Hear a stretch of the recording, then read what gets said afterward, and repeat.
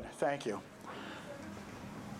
We pulled you out of class today. We're going to have a short discussion about, I call the program Decisions for Life. And really what it's about is, there's been some recent events in our community, and in talking to school administrators, talking to parents, older kids, other kids, we've realized as an administration that, there's not a lot of education about certain drugs and certain issues in this county. So this is going to kind of supplement health classes and things like that. We're going to talk about some issues you guys face. The reason we're addressing you guys as well, the program wasn't too intense with 6th grade or 7th grade, but 8th grade year is the scariest year for parents. Because the statistics now say that between 8th grade year and freshman year in high school, more kids are using drugs than seniors in high school.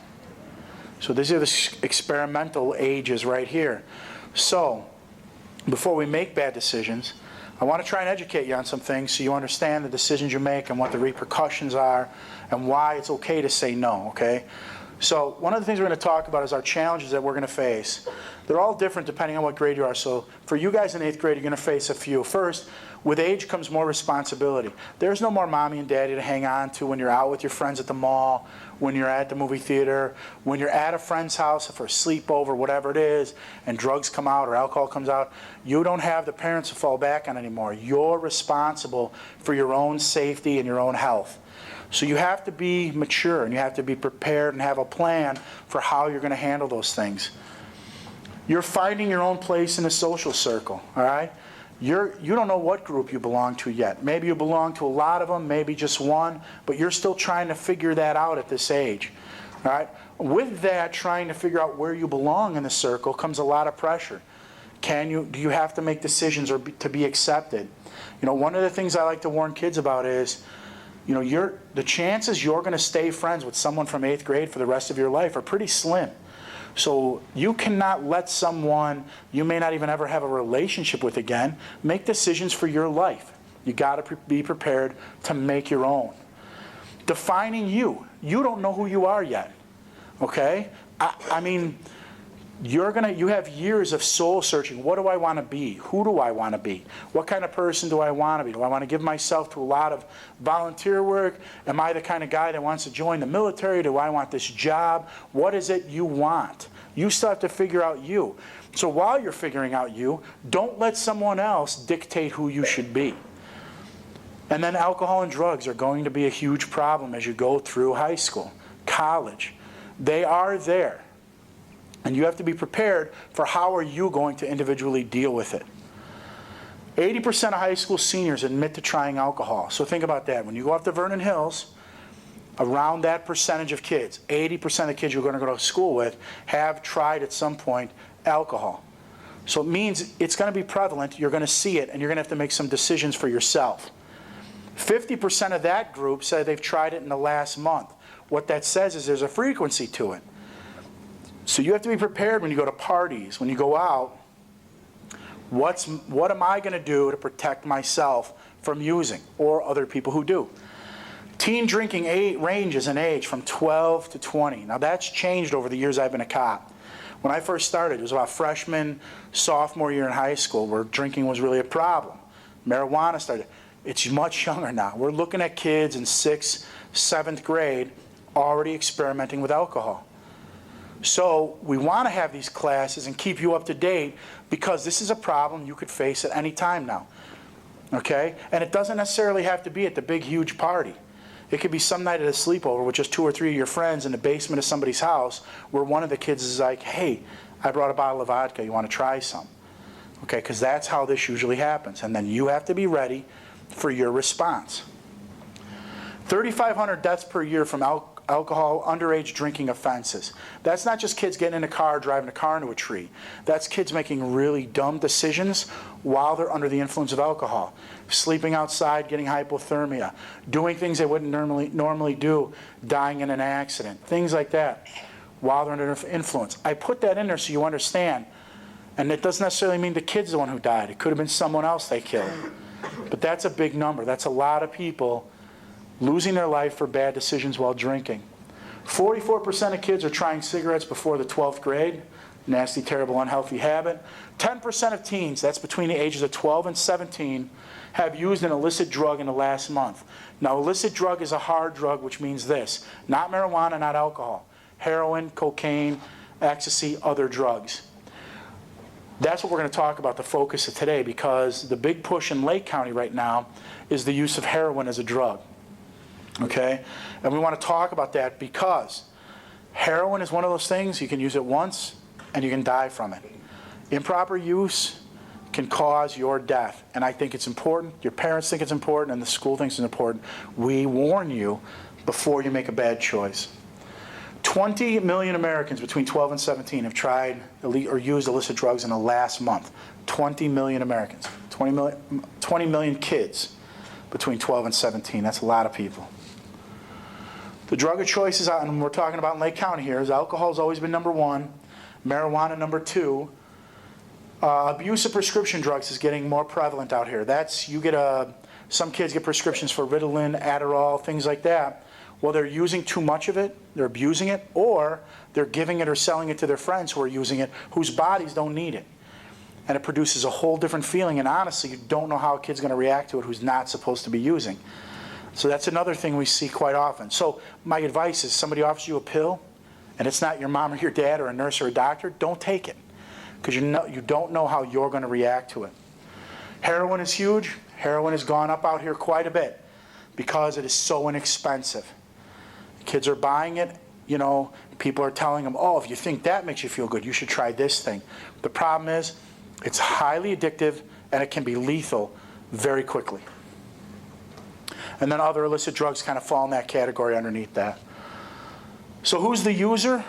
Okay, it's not just the kid in the city who lives in a rough neighborhood, okay? It could be the kid in the $1 million house out in Greg's Landing, all the way to the kid living in the apartment complex in on a Westmoreland. It doesn't matter. The one thing we've learned about drugs over years is drugs do not discriminate. They don't care if you're black, white, yellow, pink, rich, poor, boy, girl. It doesn't matter. It doesn't matter. Two stats I want you to know. How many of you kids see that? Have ever seen any of those Above the Influence commercials? Raise your hand. Yes, good. Okay.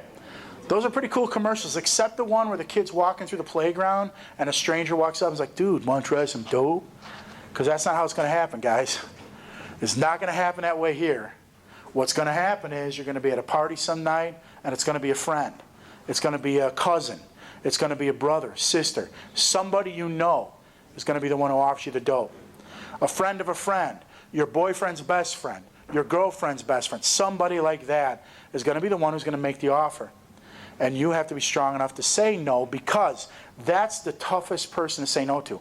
Our friends are the toughest ones to say no to because we don't want to lose our friends. We don't want to lose them. We don't want to fight with them. We don't want to argue with them. But here's the thing I would tell you, and you've been telling you this since you were young, and it's true. If it is truly your friend, you're going to say no, and they're going to accept you for who you are. Because if they don't, they were never your friend. They're a user. They don't mind dragging you down. Your friend should always lift you up. They should never hold you by the ankles and pull you underwater. That's not how you should live your life. And then I'd like you to think about this. 80% of the times you try drugs the first time, you're with your friends, right? But you become an addict, you use an illicit drug, you get to the point of overdose, and in 89% of the cases where people die from drug use, they die alone. Their friends aren't there anymore because their friends are either already dead, in jail, off to rehab. Their family's not there because when you become an addict, especially a heroin addict, you know, every word out of your mouth's a lie. You're stealing from your family. You're taking money out of their mom's purse. You're taking the TV and trying to sell it at the pawn shop. You're ripping off your friends. You're lying. You're staying out all night. And sooner or later, they can't handle you anymore and they cut you loose. And then next thing you know, you're by yourself in some bathroom somewhere, in a friend's house, your house, a public restroom, and that's when you take your last heroin dose all alone. That's how it ends. That's the glamour of drug use.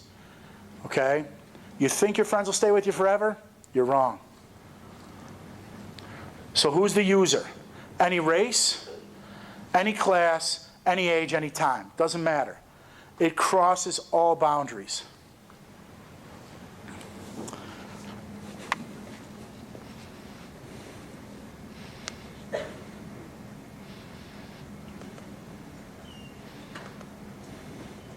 It's still easy enough to find heroin addicts shooting up in a New York City stairwell. Once you like it, you fall in love with it.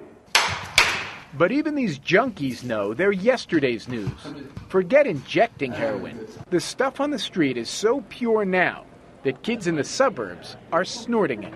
They don't think that they can get addicted because they're not injecting it. And this is the best puppy in the world. Teenagers like Natalie Siapa, National Honor Society at her high school on Long Island, star of the school play, a cheerleader who sang the national anthem.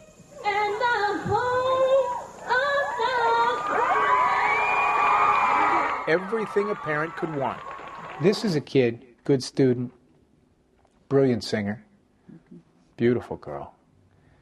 This is not the picture of a heroin problem. It is today. She is the new heroin addict, sadly. This is what people have to worry about. Days before her high school graduation in 2008, on her father's birthday, Natalie overdosed and died. When we found her, she was gone. She wasn't breathing. She wasn't breathing. We heard her last breath. Natalie was one of 46 people to die from a heroin overdose last year here in Nassau County, New York, a 75% increase from the year before. That's a troubling spike being felt nationwide. Heroin has killed 25 people so far this year in Will County, Illinois, compared to 16 all last year. The number of heroin deaths in Jefferson County, Alabama, has tripled in the last 2 years. In 2008, there were 119 heroin deaths across Oregon, 71 in Multnomah County alone. That bag of heroin is actually cheaper than a six-pack of beer. Dealers have refined production methods, making the drug cheaper and more powerful, 15 times as pure as 1970s heroin. Can a kid do heroin once and die? You can do heroin once, and it may be the last time that you'll ever get the chance to do heroin. And users are getting younger. More 8th graders now say they've tried heroin in the last year than 12th graders. So it's here, and you have to accept the fact that your perfect kid could make a mistake like Natalie. But if you don't catch it in time, you're going to bury your kid. Victor Siapa doesn't need a survey to warn him of the danger. The reminders hang throughout his home. Jim Axelrod, CBS News, Massapequa, New York.